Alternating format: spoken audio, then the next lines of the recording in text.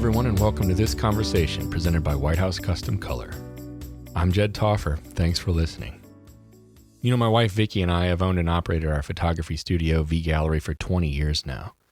White House has been our lab for the last 16 of those years, and we could not be happier. White House is a family-run business, just like ours. If you haven't already, check them out at WHCC.com. And if you want to drop me a line, feel free to email me at jed@WHCC.com. We all experience seasons in our lives that are really difficult. And sometimes you don't even realize how hard it was until you're on the other side. Dave Junion helped my wife and I through one of our most trying seasons. When we fully transitioned our photography business from film to digital in 2002, we had no idea what we were doing. Back then, nobody really did. Or so we thought.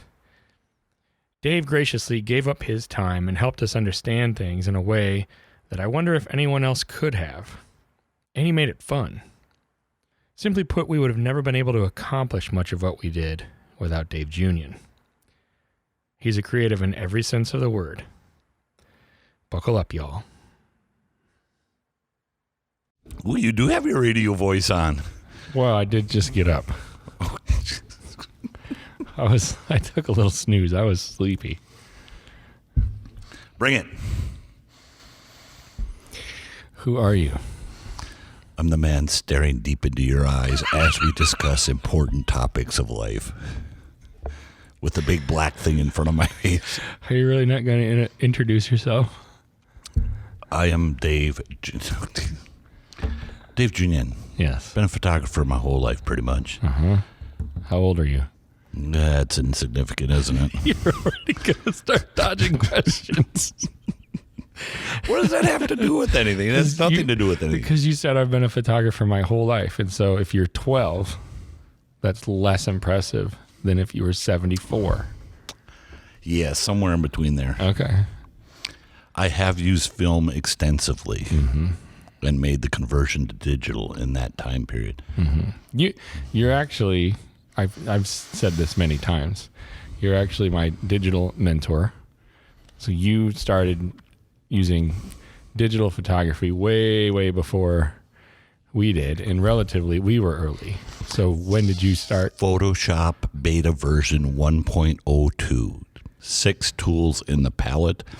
And you do a clone move of 8 inches, and you could run to Quick Trip and get a Dr. Pepper and come back, and it was still going. On an LC2. Because you're using like a 486 DX. Oh, no. That came 2 years later. So in other words, you've been using... Were you really on Photoshop 1? Did you? Yeah, it was 1.02 as a beta version sent over clandestine through the University of Minnesota through a back channel. Really?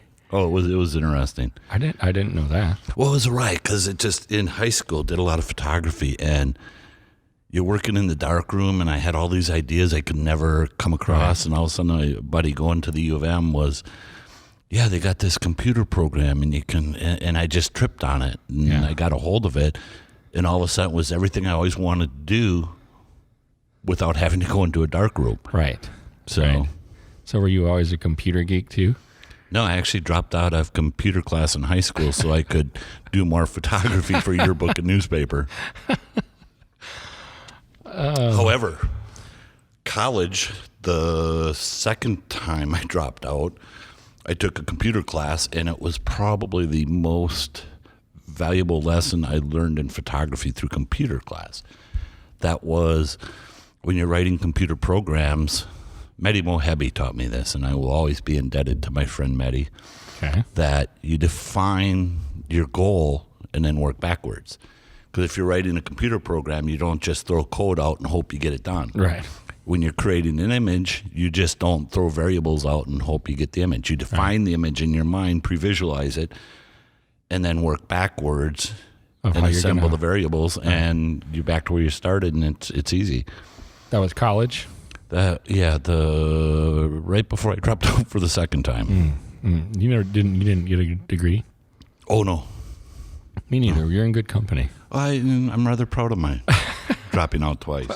The parents took it very well. Well, The first time, second time, they just kind of accepted it. Yeah. Now, we met in 01, I think, and I remember. Yes, it was a dance bar, and I couldn't believe you were wearing a sequin suit. You know, I was a little past Troy's actually wearing a sequin suit today. Well, I know, but yours was a little flashier at the time, and you had the moves of Johnny Travolta. I was. I could not believe how you moved on the dance floor with the Johnny grace. Travolta. Oh, yeah. In his early days, Saturday Night Live days. Your whole joke just tanked because no one calls him Johnny Travolta. Back in the day that we did. I remember being told that you're quiet and that you don't say much. And I've never really experienced you that way. You're not quiet. You get pretty fired up, and people generally know who you are. So what happened? Or were you never really quiet?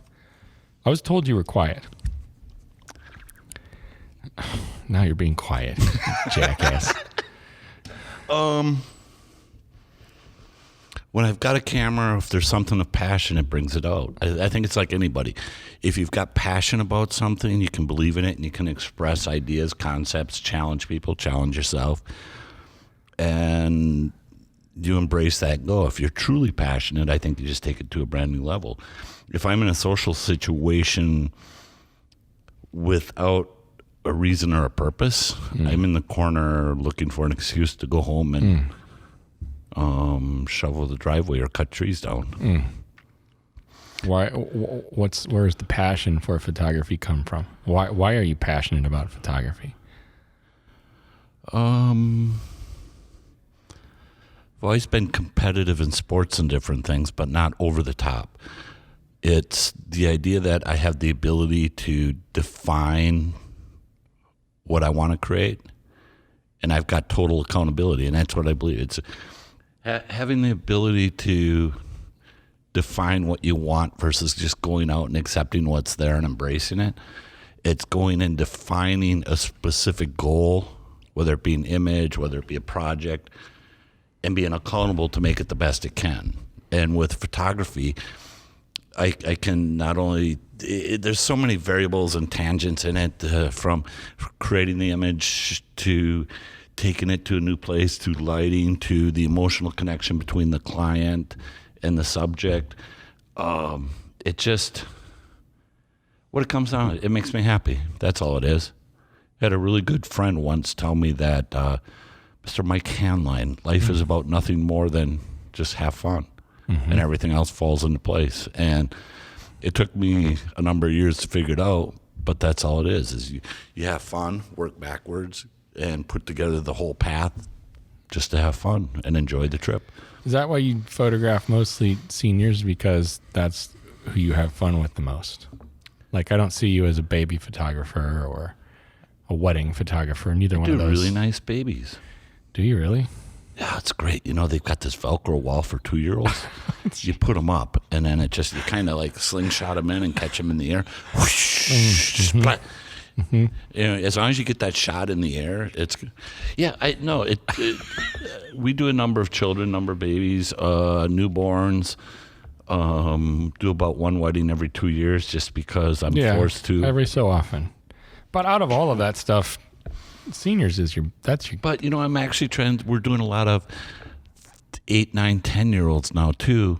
It really, I don't like the pigeonhole. It just, you're in the tweens now. I hate that word. That is so stupid. Don't ever say that again, or I'll throw something at you. That's what they are. They're children. No, they aren't. They aren't tweens. You're like, a children photographer. It sounds like something out of like a Twinkie Lucky Charms box or something. Okay, noted. You don't like the term tween. But it's not even tweens. It's kids that want it's the profile of the client I work with. It's usually individuals that are secure but insecure about themselves, but they have a good family relationship. They're disciplined.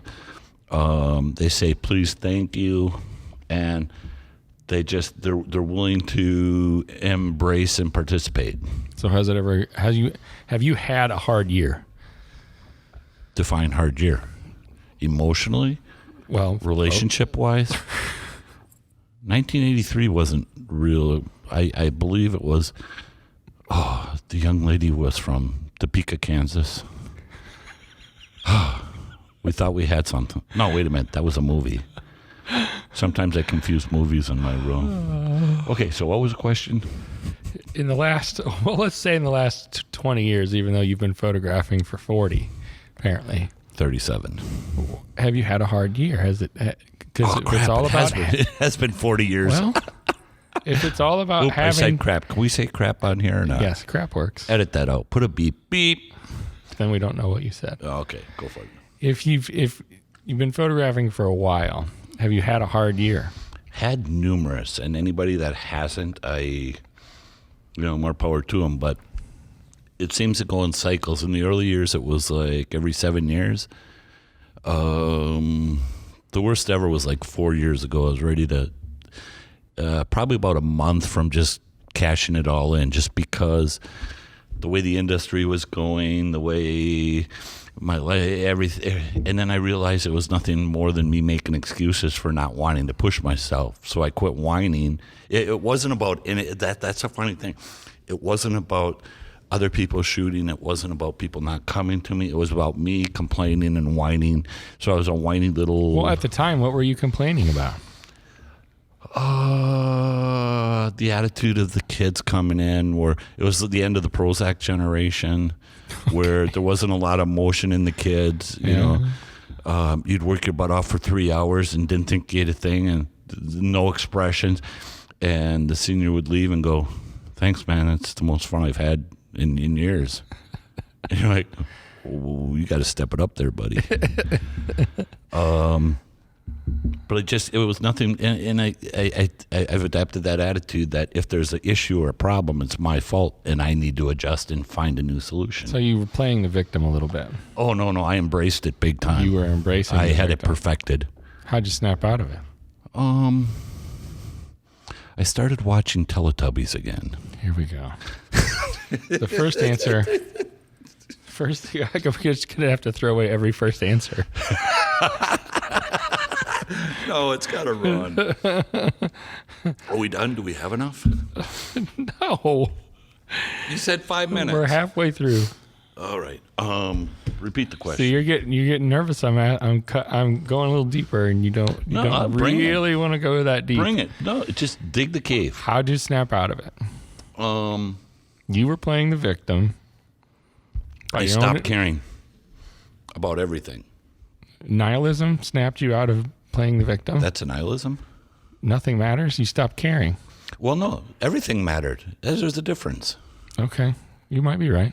I was still accountable, and that's part of it. I was more accountable, but I stopped caring about all the garbage. And I stopped caring about being the best. I stopped caring about making money, but I was accountable to bills, so I needed to make that. Was accountable to my clients, so I needed to start making them enjoy the experience more. I was accountable to myself to be happier and to push myself more. How did you come to that realization, though? Did you get a bill that you had to pay, and you were like, "Oh, I'm accountable"? Or did you have a client being a whiny you? little complaining all the time? No one confronted you? No. Well, you stopped talking to me for 6 years, but other than that, I figured that out. It was me. Let me think. I really don't think it was other than, I know what it was. I got to give credit to Allie, Part Allie. Who? Allie, she's a sophomore dancer. Okay. She's just phenomenal, just unbelievable talent. Hit her in a dance studio and then brought her in and doing. All of a sudden, she started doing this amazing stuff, and I had to light it properly to capture the image. Mm-hmm. So I started pushing myself again, and it's like when you were an athlete in your younger days, weren't you like near NBA basketball or something? Oh, I thought you were like drafted Div 1 basketball. Yeah, yep. I was a baller. But so you know what it is. It's just you get competitive and then you kind of lose it. And then all of a sudden it snapped back how much fun this really was. And I forgot about the whole fun. I let all the garbage contaminate my head, which I need to plug now. Peaceful Warrior. What's that? A movie. that everybody should watch. Okay. It's about just clearing your head of garbage and focusing on what's important and achieving whatever you want and being accountable to yourself versus making excuses. And I need to plug Mr. Dan McClanahan too. Okay. The words of wisdom that man spews forth could carry me on to the ever-ending platform of life or something. What has Dan done for you? We were driving and we ran into a few issues with not having the proper permits out in White Sands, New Mexico. Mm-hmm. So I've got 10 photographers and 6 models, and they won't let us shoot there with lights and everything we planned. And as we're driving, he looks at me. As the boulder rolls into the stream, the water goes around it. And he was right. So it's just simply, if you see garbage in front of you, just go around it and fix it. So we had a blast. So we're the water. Life is the water, Jed. Life. Or thoughts, even thoughts. Why does everything have to be a physical state? Why can't you go into a more sublime, emotional kind of... I'm overthinking your metaphor. Yes. So Dan, I've heard you mention Dan before. He's somebody that, for lack of a better term, you kind of look up to. Is that fair? I think there's a group of us we don't look up to. We just look to the side to each other. You look exactly. to. Okay, you look to. That's fair enough. You don't look up to him as much as you look to him. We feed off each other, and it's a network. It's where we'll go out and you have a question. It's just friends feeding off friends, Who else? And then challenging each other. And who else is in that group for you? I'm not going to tell you. You're not going to tell me who else you look to?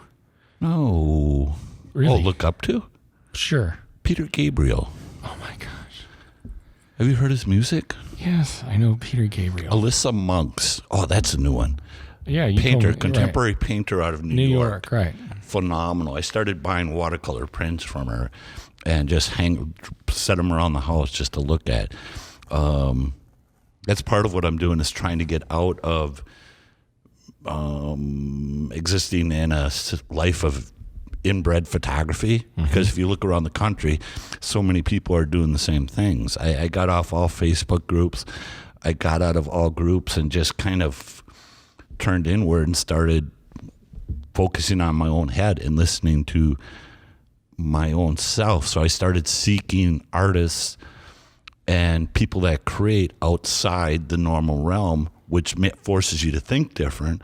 And then all of a sudden you're looking at your work different and you create different. Versus, wow, if I move this light 6 inches, it's going to be a completely different look that looks the same. What do you hope people think about you? I don't care. I really don't. My clients, I care that they think about themselves in a really positive manner.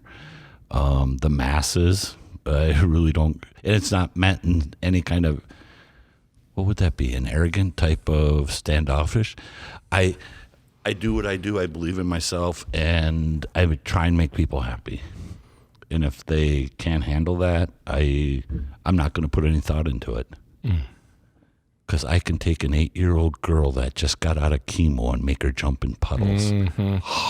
Okay. It's a beautiful thing. You went there. I was going to ask you about that. I've been seeing you post about these kids with cancer. Talk about that a little bit. Oh, it's just a thing down at a friend put together a shoot with a cancer organization down at Imaging with Atlanta.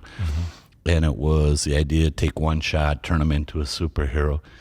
And I was down there and just started playing with the kids. They were all terrified, scared, didn't know what to do. So I took it upon myself to create a touch of humor. And it was fun. We had one little girl as a ballerina. We're shooting. Got the shot. We were done. And I didn't want to stop playing. So Ted is shooting. And I look at the mom. It's like, can we do a rain shot? I remember she just had chemo the week before. And I had a bottle of water holding it. And mom's like, yeah, okay. So I look at her and she goes, yeah, go ahead. So she starts dancing and I'm like throwing water on her. All the other parents and everybody else is gasping, going, what are you doing? And she's just dancing and having a blast and going nuts. And then it had been raining all day, so I look at Mom, and it's like, can we go play in puddles? And she points to her daughter, and it's like, she's like nodding and all excited. So we went and played in puddles, and everybody's freaking out because I'm taking this little ballerina, and we ended up sponsoring new outfit and shoes because we destroyed them in the water. But it was a riot, and I got a text later in the day from her mom saying that she was so excited it was the bestest day ever. You know, the same thing. Owen was a little 5-year-old, and phenomenal soul, but just scared and not having fun. He was dressed up as Obi-Wan Owen, and Ben Shirk is shooting him, and Ben's trying to talk with him. And, you know, he was just, there's people running all over, and a 5-year-old, and they had just, not that part's not important. It was a really emotional time for the family, and Ben is just trying to get him. So I had my team of 8 kids. Well, there were about 4 kids. 2 of them were Harry Potter spellcasters, and 2 more kids. And remember, these children have cancer, and they're pushing me around in an office chair as we're attacking parents, which was great. And the parents were all catching on, and it was just phenomenal. So we're behind Ben, and I look at the kids. It's like ramming speed full, and they're pushing me into Ben's back as I have my legs up, and he's rolling over. We do this 4 or 5 times. And on the first one, Owen, just a little bit of humor. Second one, by the third time, he is just laughing. And so we decided to trap Ben, and Owen comes up. It's like, you know, points to Ben. We should trap him. I'm like, go get him. And we had these last light backgrounds. So they're 2 feet wide, 8 feet high, 10 feet long. And if they fall on you, it's like a mattress falling on you. Yeah. So he points, and Owen gets Ben to go in. And then Owen looks at me, and we slam it down on Ben, trap him. And then Owen takes his light sword saber, and he's whacking on top of the background on Ben.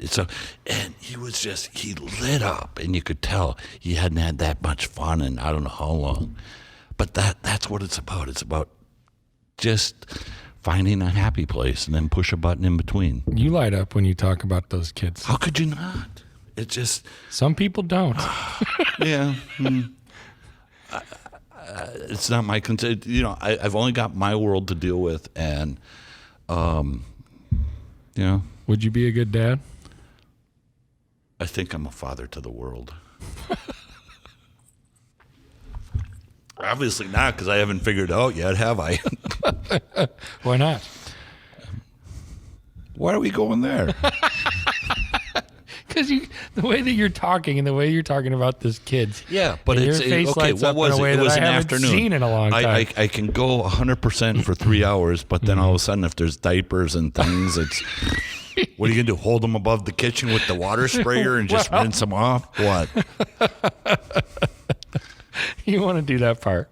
Oh, I got to credit Nikki Harrison for the whole transition thing, Nikki Harrison? Yes. Okay. Posted an image, and we started talking about it. And I made the comment, this is one of the most insightful things in the last decade that I've experienced. Is this image was fun, and she's like, yeah, it was okay. And I mentioned that I'm starting to hear voices at times about, you know, I think we all do it when we're creating. But over the years, I've learned to, because I know what's sellable and what's not, it's going to take an extra 30 seconds, so I just push that voice away. And she sends back this text that just blew me away. When the voices whisper, they scream. And all of a sudden, it hit. Then the next day I'm shooting, all of a sudden I'm hearing this little voice in the back of my head, why don't you just a little more contrast on that transition on the phase? Or why don't you just pop that gel? And if it would have been a week ago, I would have ignored it. So now after listening for about a week and a half, she was right, because those voices that were whispering were just screaming. And I started doing some of the most creative stuff. And it built and built and built. It was all in that transition period of coming back to finding that, embracing the idea of creating and working with people. So is that where you are now? Oh, I'm so far beyond that. Okay, where are you at I now? feel like I could go and bake a cake and just share it with everybody. That's a good thing. You're happy? Sure. Why shouldn't I be? Do you know something? Well, no, It's like, no, but I know are there that, issues? I in know my that world? we can play the victim sometimes, and you're not in that spot. You seem like you're doing very well. It's funny because I think I've evolved to a point where I still go there, but I catch the trigger point. I call them trigger points, where all of a sudden I realize I'm there, and I'll just shake my head. And Victoria, who runs my office, she's got it to the point where she'll just cross her arms and do the shoulder drop and chin drop and roll her eyes at me. I'm like, okay, I get it. We'll talk tomorrow. And I'll just take a day and readjust and go back to where a normal person should be. How important is Victoria? How important is sand on a beach? It's not a beach without sand, maybe. Exactly. It could be. You could go swimming, but you could never enjoy running barefoot in the sand. We were just both like, where are you going with that analogy? I don't know. It just wouldn't be the same. You'd be on rocks. She's a big deal, though, isn't she? Yeah, absolutely. But we've built it that way. She's been with me forever. And I learned early there were, and all of this I picked up from so many people. It just, I owe the industry, the community, everybody, because it just, nobody does this on their own. I don't care who you are. You've learned from others. You share. But I'm very fortunate to separate myself that I can just shoot, play, and be the total idiot I am in studio. And then say, okay, go over to the business side, and Victoria will. And she holds it all together. Well, she kind of, like her favorite answers, well, you know Dave. And it works perfect. And it's good because that's where we are. It frees me up from having to worry about any other details. And I can just play and challenge people to give me everything they are. So she allows you to focus on doing what you do best. Exactly. And she does what she does extraordinary, thanks to Clark and Rachel Martin, because they're swell eggs. They are good eggs. Well, they're better than eggs. They're kind of like the jelly-filled eggs you get at Easter that you really, really like. You said the other night that Clark Martin is the man that you aspire to be. Do you remember that? Do you remember saying Yes, that? I've always felt that. Clark is a kind of man that I think everybody always wants to be. Yeah. Myself in question or case, I will never get there. Is that right? Oh, never. He's just a gentleman's gentleman, so knowledgeable, so polite, so kind. And that whole... Nah. Next question. And Rachel's really hot. That she is. I can't deny it. What's your greatest fear, Jed? What is your greatest fear? Failure. Okay. Cool. I think probably like financial failure is probably my biggest fear. Why would you fear that, Jed? Because when I grew up, we lost our house, and that is always like at the back of my mind. Way to take this into a downturn. You asked me. That's why you don't ever ask I was those hoping questions. you'd bring something positive about bringing You said it my back. greatest fear. Well, you could have just gone like eating bad chicken on Thursday. Oh, yeah. Well, yeah, my greatest fear is Cool. eating a bad piece of chicken. Ooh, that's why I stay away from KFC. Now I have nothing left. I I'm want to know. sad. I want to know what you're going to say.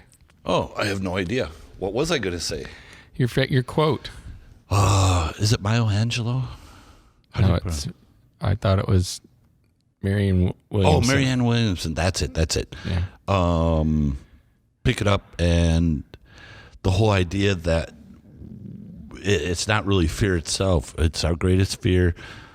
What is it? Our greatest fear is not that we are inadequate. Our greatest fear is that we are powerful beyond measure. That it is inappropriate for us. I'm going off quote now, but basically it's inappropriate for us to act small beyond in front of people, because it's our purpose in life to shine so that others can feed off of that, versus feeling pity for yourself and trying to garner pity. And once you embrace that, the power of you and allowing others to shine and explode with you, it exactly with the kids in Atlanta, using your power and your just passion and intensity to let others feed off that and then bring them along with you. Oh, that was a beautiful moment.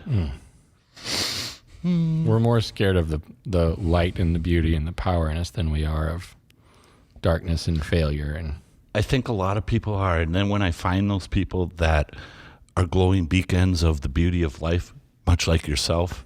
Thank you, Dave. You just, well, you are. It just, I try and bring you down, and you just do, well, except for the last one. Usually you're like screaming all positive, but no, today during my interview, you're going to like, oh, let's bring it down into a negative. And the biggest fear, that's my biggest fear, I think. What's your biggest fear? What's your biggest fear then? Right now? Sure, today. I don't think I have one. Okay. Well, is that bad? I think it's dishonest. Okay, what's my fear? Well, I don't know. I have none. You're afraid of something. What? You tell me. I don't know. Because anything you bring out, it just, there's a solution to it if you step back and go. Well, okay. So if I go bankrupt, easier said than done. Simple. Okay, let's say the business goes under and I go bankrupt. Okay. I'm either going to look for an ice cream truck and convert it into like a cocktail thing that I can drive around in like suburbia to housewives and serve cocktails, or become a cabana boy somewhere on the South Islands. Probably the cabana boys, because I'd go to the beach because there'd be sand there. That sounds like a step up, though. Well, from you make it sound like a step now, up. You make it sound like a step up, a cabana boy in the South Islands. Well, if you want it to be, it will be. I can't. Okay, I do have a fear that the people that I work with will not understand the beauty that they hold within themselves. And that's probably about as honest as I can get. Because when you're working with anybody, whether it's a couple that's been married for 60 years or a senior that just went through dealing with idiots that don't know how to respect people, and you see this beauty that's just glowing from them, and you try and capture it, and you spend all day working and shooting, and just to get them to see that little glimmer of beauty that you see within themselves, that truly is the biggest fear I have, that I'm not able to accomplish that. So people are inherently beautiful. The majority. And I think we beat down over... Brian DeMint had this great analogy of a 4-year-old's going to color and just get all creative and is inherently creative. But as you grow, you get that beaten out of you. And you have to become systematic, and you have to color the sky blue, and you have to put people insert, all the rules start coming in.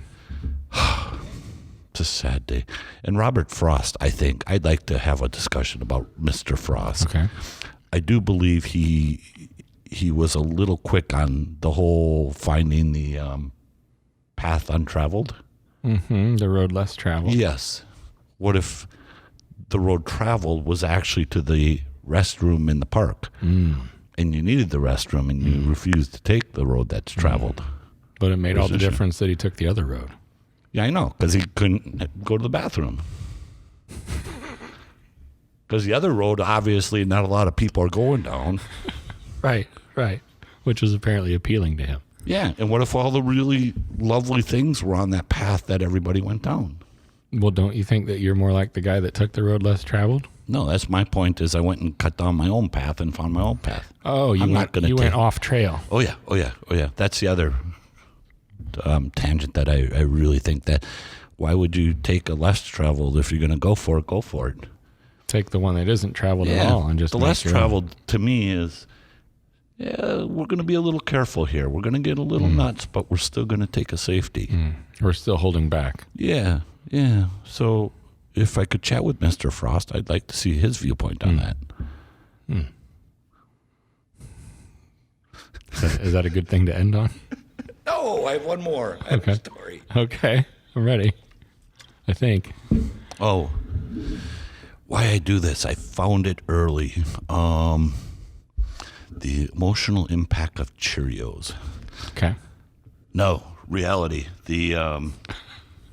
Somebody asked me yesterday what was the one moment, the one most emotional thing, and there's one point. There's numerous. Two things hit with seniors. One where I was working with a girl because I brought her in because I was back when I was speaking. I wanted to do this really cool thing. I was going to go to a workshop, and all my friends were there, and I wanted to get this killer, unbelievable shot. And I pulled in a senior that I'd worked with. I knew she'd nail it. And after about 45 minutes, I just looked at her, and it's like, why aren't you giving me anything? You're much better than this. And she looked at me, and it's like, I was at a party this weekend, and my friend just got the crap kicked out of him by three athletes because they were all cool. And it hit me that I was so selfish at that moment that I was so into myself, I didn't see the pain she was in. So we just took 2 hours talking, and she was talking about how she's graduating, going through all this turmoil of, it's supposed to be such a great time, and there's so much stupidity in the world, and why would somebody beat somebody up just because they had long hair? Right. And it was killer. Then we just looked at each other. We said enough. She stood up. I took 3 shots and got one of the coolest shots of my life. But it taught me that I completely ignored what I was there doing because I was so wrapped up into my arrogant little self. Right. I was a failure, Jed. And numerous times I feel I'm there. And the other one was probably, there's a lot, years back, had a young lady come in, real quiet, laid back. Grandma was taking care of her because mom was out of the picture. And it was just a really nondescript shoot that was okay. And I thought, okay, we got something, but I couldn't get this major excitement because she never really went nuts. And so it was one of those that I know I was okay with, but not blown away. And it was great. Victoria came in the next day with a note. The grandma had stopped in and gave the note to Victoria and said, just want to thank you guys because my granddaughter gave me this note and said she doesn't need it anymore. And that's what this is all about. So, and Cheerios and Teletubbies.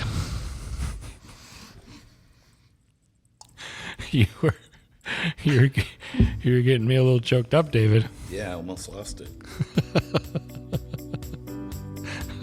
Cool. Is that enough? Well, you're away from the mic. You need to sign off. Bye.